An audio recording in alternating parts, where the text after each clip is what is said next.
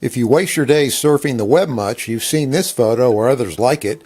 It's a twin otter on short final for St. Barts in the Eastern Caribbean. The airport is famous for its short runway with a hill off the approach end of runway 10. The hill is challenging enough, but what adds to the fun is a busy road right across the top of the hill. I'm no French scholar, but I know what this sign means. I'm sure these folks can make the same claim after nearly getting a haircut from an arriving caravan. A great tourist pastime in St. Barts is shooting landing videos, and the one you're about to see, shot by Mopo, occurred a few years ago at St. Barts. Not to make light of another pilot's misfortune, but we can learn something from this one. Few of us will ever fly into St. Barts, but except for its exceptionally short runway, it's about 2,100 feet with 1,650 feet usable, this airport is really no different from hundreds of others with hills, trees, power poles, and all sorts of stuff cluttering up the approach path. So here's the setup. An Aztec is on the approach and passes the hill.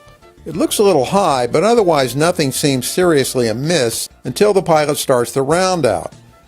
The airplane's way too long, and it's obvious it has enough energy to float the thing to Costa Rica. You can see where this is going. Here comes the braking, both wheels lock up, a little swerve right there at the end, maybe a tire blew, and then, oops, onto the beach it goes. Not exactly a 10-point effort.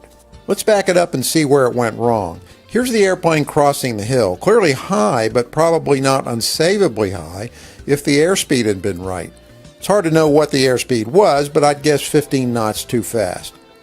The idea is to enter the landing flare with only enough energy for the pitch up, plus a little margin. The airplane should quit flying all at once, and it'll be slow enough for firm braking without locking up the wheels. Landings like these shouldn't be greasers. You want to plant it on the deck and get it stopped. As the airplane is floating down the runway, I'm sure your inner Sullenberger is screaming for a go-round. And that sure would have been an option anywhere during this float fest. Since the pilot passed on that choice, the last-ditch desperation tactic is to force a ground loop right there at the end. But to do that, you have to steer vigorously with brakes and the nose wheel. It won't work if the brakes are locked.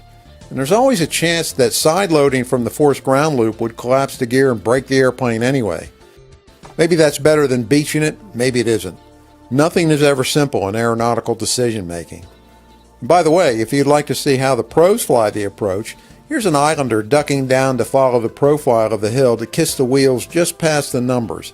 Nice job. And these guys in the Twin Otter are just show-offs. They hit the numbers and make the second turnoff.